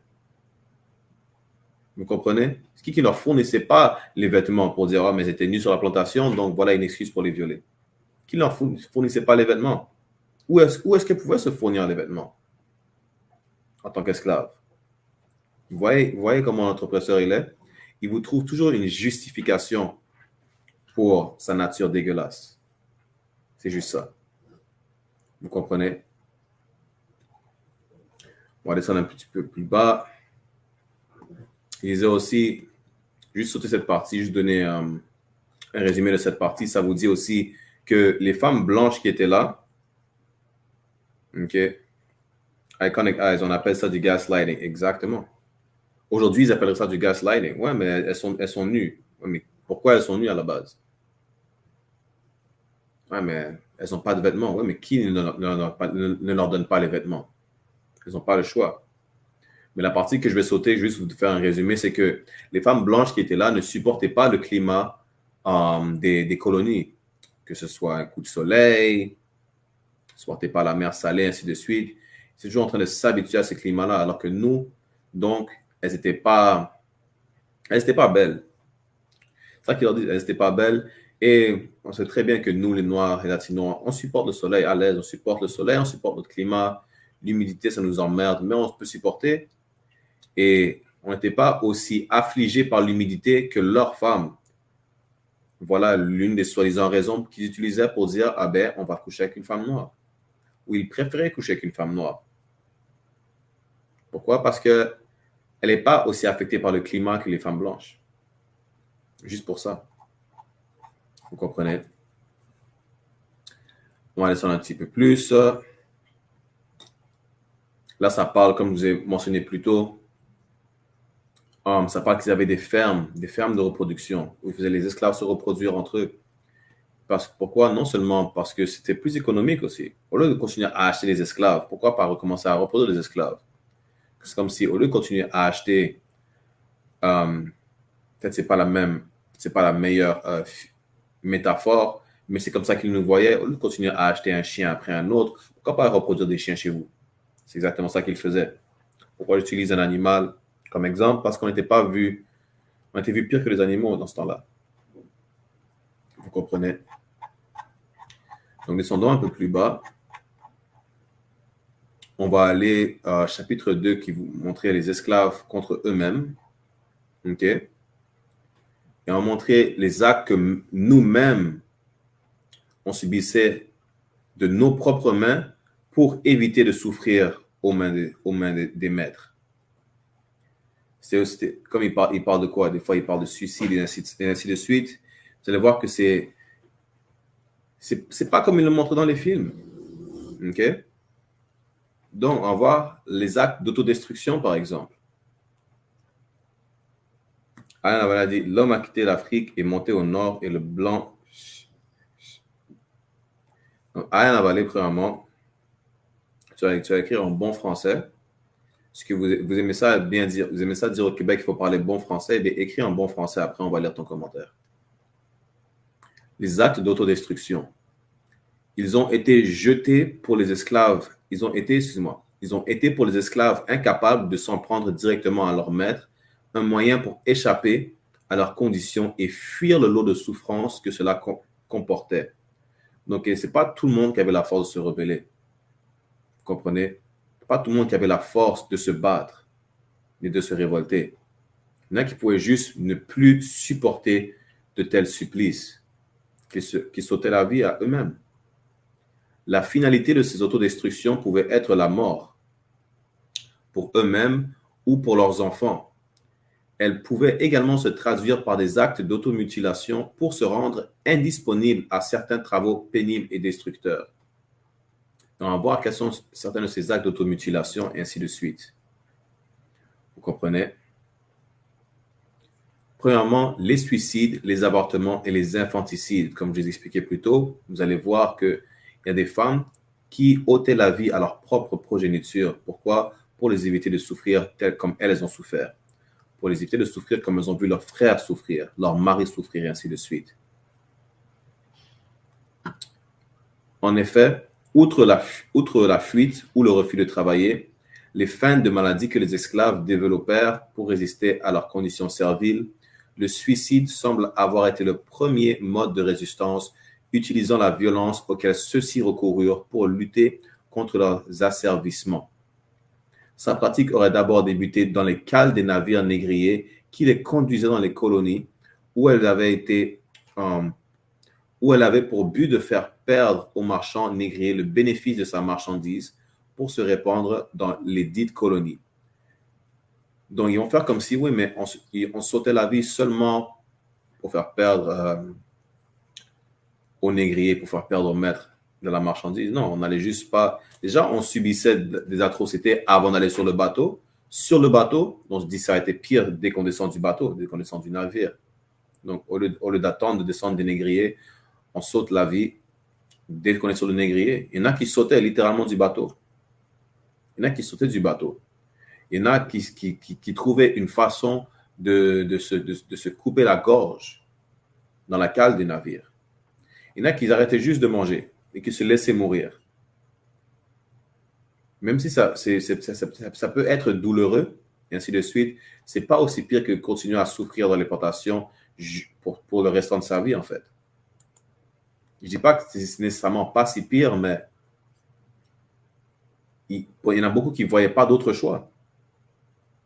Ils n'avaient plus de combat en eux. Ils ne pouvaient plus se battre, ils ne pouvaient plus se révolter. Ils ne pouvaient plus lutter, vous comprenez?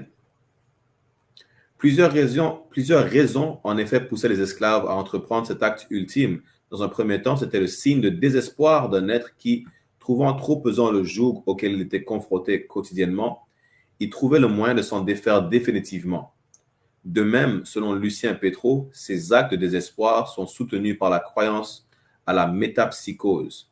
On était rendu fou. Vous comprenez? On était rendu fou. Et il y en a aussi qui pensaient que s'ils sautaient la vie, eh bien, leur esprit allait retourner vers leurs ancêtres. Mais qu'est-ce que les maîtres faisaient? Je vais vous montrer qu'est-ce que les maîtres faisaient. Mais même dans cet ultime moment, les maîtres poussaient leur ignominie plus loin, allant jusqu'à couper la tête à l'esclave qui venait de se suicider, sous prétexte que celui n'oserait pas se présenter dans son pays sans tête et surtout pour empêcher aux autres de tenter un tel acte. Donc, c'était pas juste le fait de vous ôter la vie, ça s'arrêtait pas là. Le maître vous coupait la tête à la suite de ça. Pourquoi? Parce qu'il y en a qui se disent, ouais, mais moi, j'ai pas envie de me faire couper la tête après, parce que si dans notre croyance, on dit qu'on va retourner vers nos ancêtres, on ne va pas retourner vers nos ancêtres sans tête.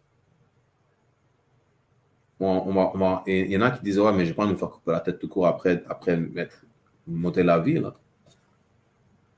Vous comprenez? Moi, juste un instant. TikTok m'envoie des notifications. Donc, notre oppresseur était tellement sadique que l'esclave est déjà mort. Il faut continuer ensuite en lui coupant la tête. Enfin, si certains auteurs se sont évertués à affirmer que les esclaves constituaient le maillon faible du système esclavagiste par le travail accablant dont on les chargeait au fil des jours pour enrichir les infâmes maîtres, ils constatèrent qu'ils en étaient contraires la pièce maîtresse. Et s'ils étaient le maillon faible de ce système, ils étaient tout de même celui sur lequel reposait et dépendait la fortune de leurs oppresseurs. De ce fait, donc, pour atteindre le maître, il fallait le priver de son objet de travail. Alors, il se suicidait pour détruire l'outil de travail, le bien du maître pour porter intentionnellement atteinte à ses intérêts, comme en témoignait en 1722 le père là-bas. Ils vont dire que c'était seulement pour faire mal aux poches du maître et pour l'empêcher de faire autant de bénéfices, mais ce n'est pas seulement pour ça. On ne pouvait juste plus subir l'atrocité, c'est tout. Vous comprenez? Donc ensuite, et comme le dit Keiros Matsuo, tous les moyens étaient utilisés pour se donner la mort. Certains procédaient par la pendaison, okay, soit par asphyxie en avalant leur propre langue pendant qu'ils subissaient les supplices du fouet, soit par strangulation ou en se privant volontairement de nourriture. Donc, ce n'était pas juste. Vous comprenez? On a trouvé des moyens, différents moyens, les uns plus ingénieux que d'autres. Quand je dis plus ingénieux, c'est que c'est toujours quelque chose de différent pour sauver la vie. Il y en a même qui avalaient du poison, okay, ou même qui avalaient de la terre, okay, pour ne pas montrer de signes physiques que vous pouvez voir, que le maître peut dire, oh, lui, il essaie de sauver la vie, donc on va l'empêcher. Non. On va trouver une façon que le maître ne peut pas réaliser que j'essaie de monter la vie pour ne pas subir plus d'atrocités lorsqu'on descend du bateau. D'autres mangeaient la terre et devenaient hydropiques, d'où le mal connu sous le nom de mal d'estomac qui était répandu dans les colonies. C'est une pratique que les médecins avaient d'abord prise pour un simple vice, mais qui était en fait la forme de suicide la plus répandue au sein de la population esclave. C'était un suicide lent, douloureux, mais indécelable, qui amenuisait progressivement la condition physique de l'esclave avant sa mort. Indécelable qui veut dire que le maître ne pouvait pas détecter que vous essayez de vous suicider, en fait. C'est ça que ça veut dire. OK. Même Bernardin de Saint-Pierre se souvient aussi avoir vu une femme se jeter elle-même du haut d'une échelle. Il y en avait qui recouraient au poison pour se délivrer des liens insupportables de leur servitude. D'autres, enfin, se laissaient mourir de nostalgie. Vous voyez, quand ils disent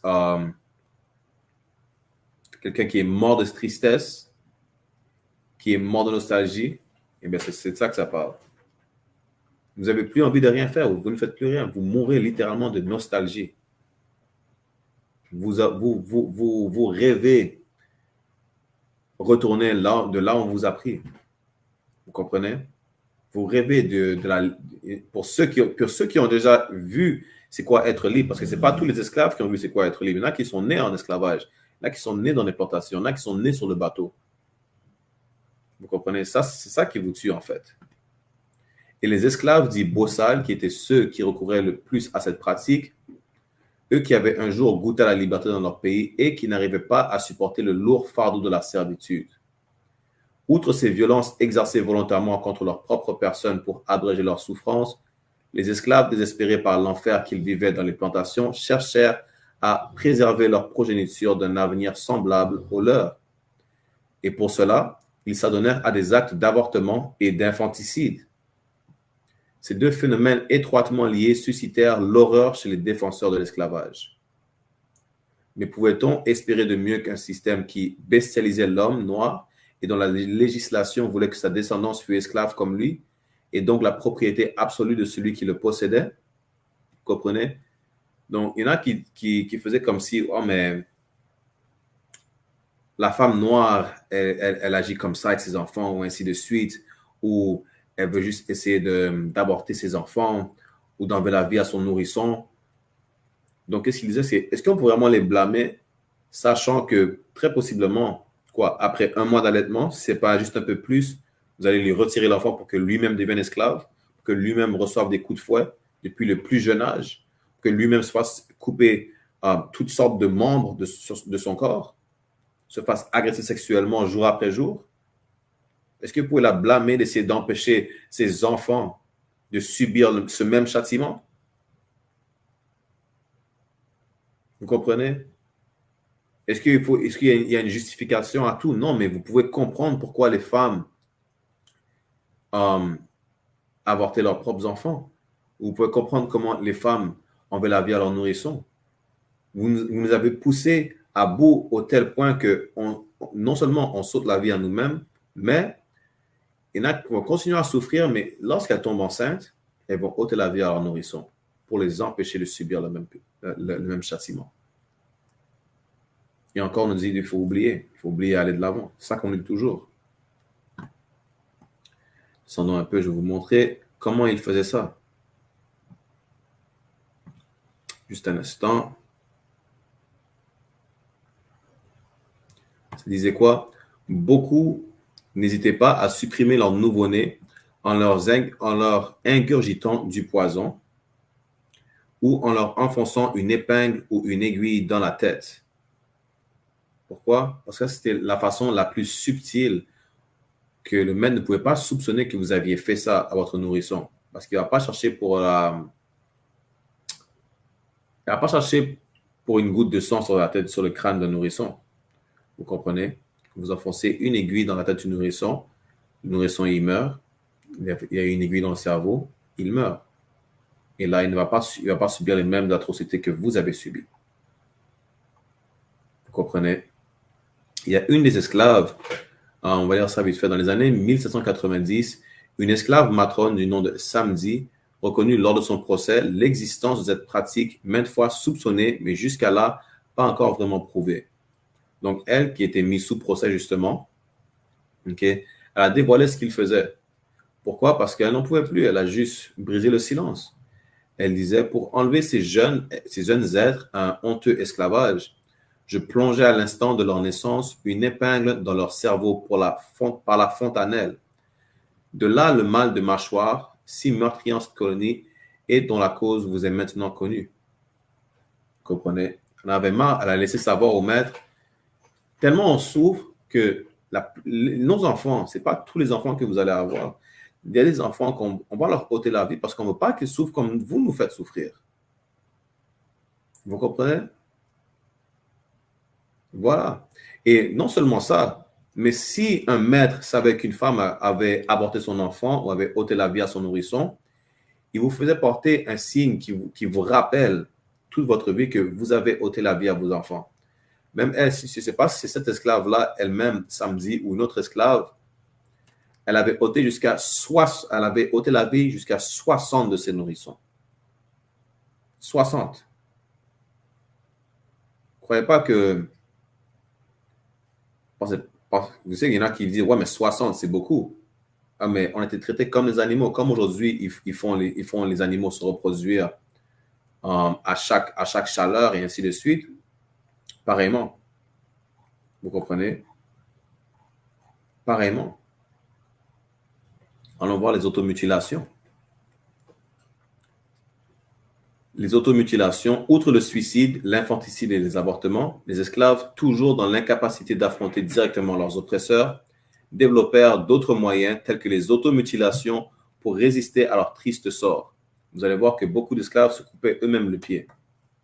Il y a un esclave qui a pratiqué à se couper le bras à plusieurs reprises avec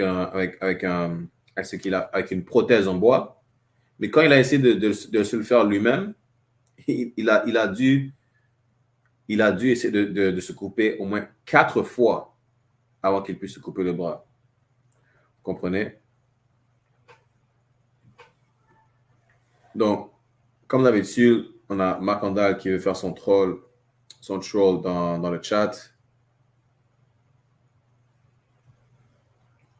Vous comprenez? Marc Andal, on a déjà dit à Marc Andal, voir pourquoi on met Marc Andal sur mute des fois, parce que Marc Andal, honnêtement, Marc Andal veut faire son clown dans le chat, il a peur de nous envoyer un message, il a peur de nous envoyer des messages pour avoir un débat formel. C'est juste ça. Voilà pourquoi Marc Andal est peut-être la seule personne qu'on va mute à chaque fois qu'il vient, parce qu'il veut avoir un débat, il ne veut pas avoir de débat formel, il a peur d'avoir un débat formel. Mais on ne va pas le bloquer, on va juste le mute. Il va revenir quand il revient, peu importe. Donc, ceci visait le même objectif que les actes d'autodestruction cités plus haut, de toucher le maître en s'attaquant à son intérêt, à sa fortune, mais il différait cependant de la manière d'y parvenir. Donc, là, il s'attaquait plus vraiment à la fortune du maître. Pourquoi? Parce que vous êtes encore en vie, mais vous ne pouvez pas travailler sur la plantation, il vous manque un pied, il vous manque un bras. Ou peut-être que vous allez travailler, mais pas travailler aussi dur que d'autres. OK? En effet, inséré contre son gré dans un système qui exploitait sans répit sa force jusqu'à son dernier souffle, sans aucun bénéfice, ni pour lui, ni pour sa descendance, et ce, dans des conditions les plus inhumaines possibles, malmenés, humiliés constamment et traités au même titre que des animaux, les esclaves crurent se venger de leurs tortionnaires en s'abîmant eux-mêmes, parfois au risque de se rendre infirmes. Vous allez voir, laissez-moi descendre un peu plus, je vais vous montrer où l'esclave lui-même a essayé de se couper le bras. Sur l'habitation Glaireau, au quartier Morin, écrit-il, un nègre nommé Jean-Baptiste, détestant le travail de la culture, imagine pour s'en débarrasser de tailler sur les dimensions de son bras droit un bras de bois assez dur et pendant plusieurs mois. Et il exerce avec sa main gauche à couper le poignet du bras de bois avec sa serpe. Okay, donc, il s'est fabriqué une prothèse aux mêmes dimensions que son bras et il a pratiqué de se couper le poignet avec la serpe. Lorsqu'enfin il se croit assez sûr de son coup, il place la vraie main droite et il ne peut cependant amputer qu'au 4e coup.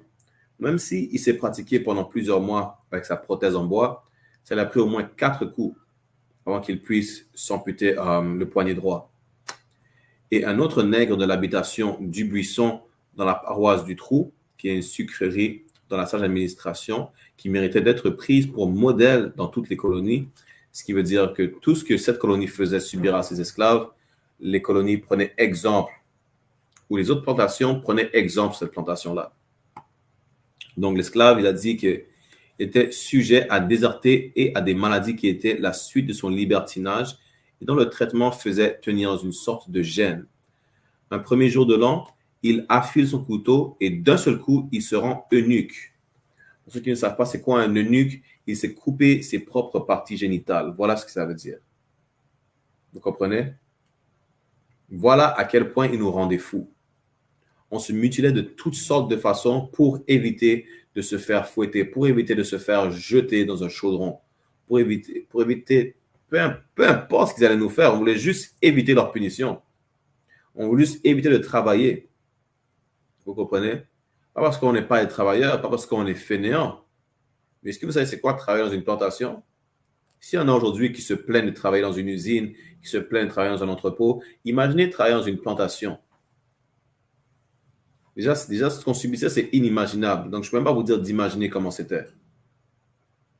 Mais vous pouvez déjà avoir une idée juste en regardant les films.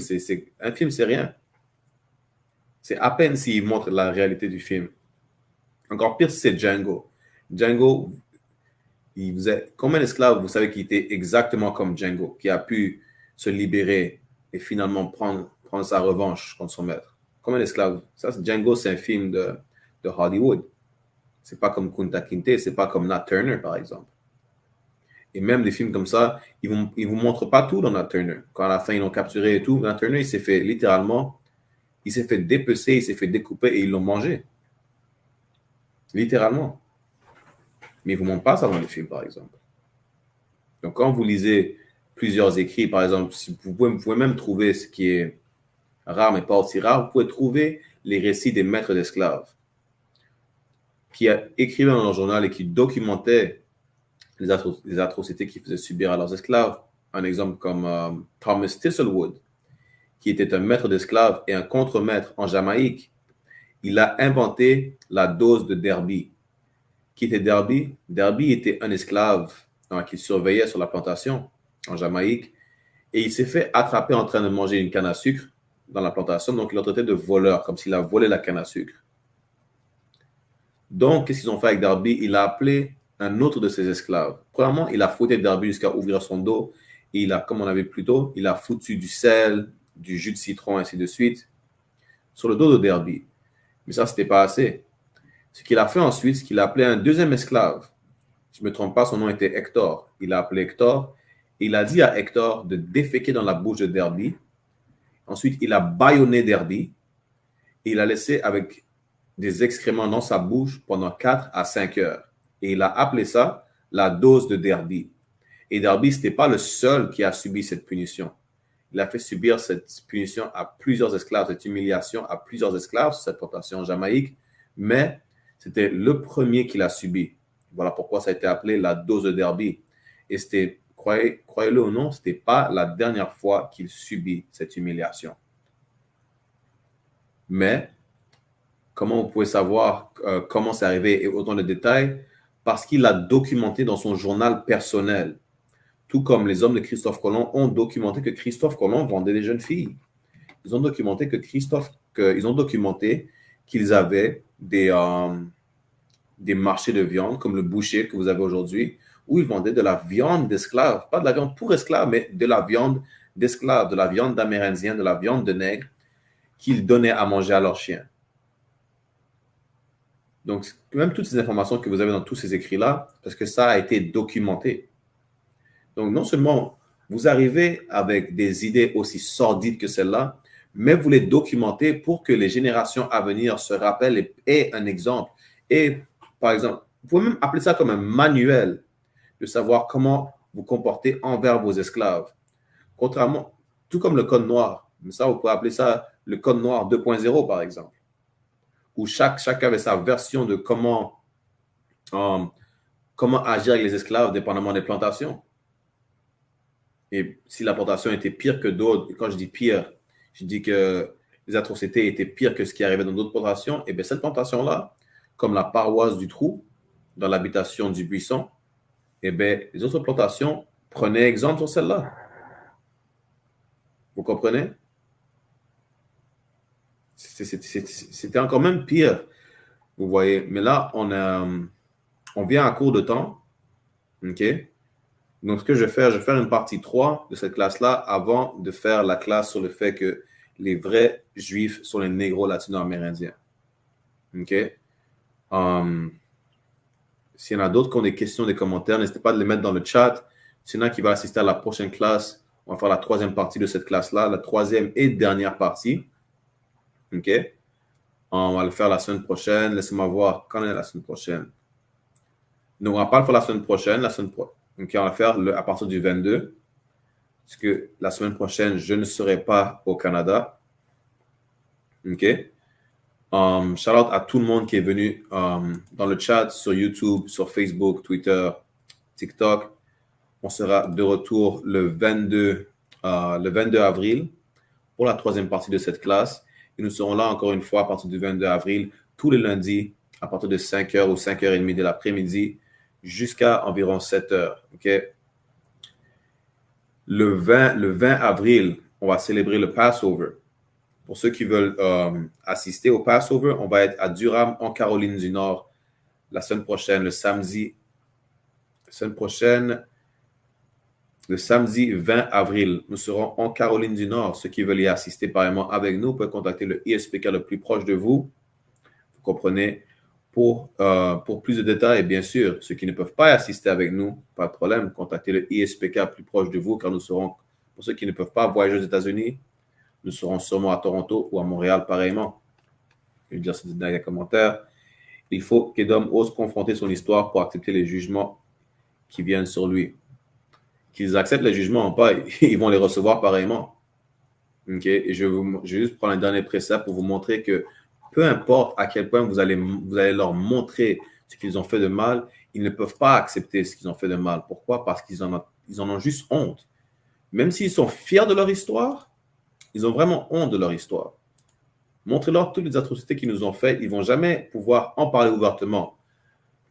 Essayez ça par vous-même. Peu importe quel ami blanc vous avez, quel voisin, si vous, un jour, vous parlez d'histoire ou de quoi que ce soit, OK, ou quelqu'un essaie de se mêler à une conversation que vous avez avec quelqu'un d'autre, mentionnez certaines choses que je vous ai montrées aujourd'hui, que je vous ai montrées la dernière fois. Mentionnez certaines atrocités qu'ils nous ont faites et regardez eux-mêmes comment ils sont mal à l'aise. Vous allez voir comment ils sont mal à l'aise. Pourquoi? Parce qu'ils savent qu'ils sont la nation ils peuvent dire, oh, les Arabes font ci, ils peuvent dire les Hindous sont dégueulasses ou les Asiatiques font ci, ou peu importe. La race caucasienne, ce que la Bible appelle Édom ou Ésaü, est la race la plus dégueulasse, la plus violente sur la face de la terre. Les Arabes n'ont pas commis un génocide sur toute la planète Terre. Les Arabes n'ont pas commencé à essayer de conquérir toute la face de la terre et ont commis un génocide partout. Et ont commis des atrocités partout, envers tout le monde. Mais la race caucasienne, elle l'a fait depuis qu'elle est sortie des montagnes du Caucase, depuis qu'elle est sortie des cavernes. Abdia, chapitre 1, verset 9. Et tes hommes vaillants, ô Théman, Théman qui est un autre nom pour la race d'Édom, seront consternés à tel point que chacun des monts d'Ésaü sera retranché par le massacre. Ils vont tous avoir ce jugement. Mais pas parce qu'ils sont blonds aux yeux bleus. Pas parce qu'ils sont blancs. Ils s'appellent blancs. Ils ne sont pas blancs, mais ils s'appellent blancs. Vous comprenez? Pas parce que c'est la race caucasienne. Pas parce qu'ils s'appellent descendant des montagnes du Caucase. Pas pour ça. On va voir pourquoi. Verset 10. Car ta violence pour ton frère Jacob. Voilà pourquoi. Parce que, comme vous voyez l'image derrière moi, voilà pourquoi ils seront tous retranchés par le massacre. Pour leur violence. La honte te couvrira et tu seras retranché pour toujours. Peu importe les jugements ou pas, ils ne vont jamais confronter leur histoire honnêtement. Parce qu'ils sont couverts de honte. Imaginez-les essayer d'expliquer à leurs enfants, leurs petits-enfants. Aujourd'hui, nous sommes Canadiens. Aujourd'hui, nous avons le Québec, nous avons Montréal, nous avons Ontario parce qu'on a décimé les Amérindiens. Imaginez-les essayer d'expliquer ça à l'école. Imaginez à l'école, on n'apprend pas à l'école qu'il y a eu un génocide au Canada et aux États-Unis, dans les Amériques et les Antilles. On n'apprend pas ça à l'école. On n'apprend pas à l'école qu'on a été pendu par les pieds, que nos femmes se sont fait arracher des nourrissons de leur ventre quand elles étaient enceintes. On n'apprend pas qu'on a été utilisé en tant qu'appât pour alligator. On n'apprend pas qu'on s'est fait foutre dans des chaudrons bouillants. Imaginez ça. Imaginez-les essayer d'expliquer honnêtement et ouvertement tout ce qu'ils nous ont fait subir pour pouvoir construire le Centre Eaton au centre-ville de Montréal. Pour pouvoir construire le CN Tower à Toronto. Imaginez ça. Donc, je vois ce que tu veux dire à Iconic Eyes, mais ils sont tellement couverts de honte qu'ils ne peuvent pas ouvertement en parler. Vous allez peut-être en trouver 1% qui peut en parler. Peut-être trouver 1% qui va essayer de s'excuser. Mais est-ce que vous allez vraiment essayer de chercher le 1% parmi les 99% qui est tellement honte qu'ils ne veulent pas en parler? Vous comprenez? Avec ça, je vais mettre un terme à la classe. Comme je dis, on va se revoir le 22. Si je suis de retour, je devrais être de retour le 22. On va se revoir le 22. Vous comprenez? Avec ça, à tous nos frères, je dis Shalom, Yahoba Hashem Yashai Brakatam, qui veut dire Shalom, au nom de Yahweh Shai, soyez bénis, et Shalom, Yahweh Shamar, Alatan Ba Hashem Yahushai, à toutes nos sœurs, qui veut dire Shalom, Yahweh, protégez-les ou veillez sur vous, au nom de Yahweh Shai. OK? Et on se verra le 22 à mon retour des États-Unis. Shalom.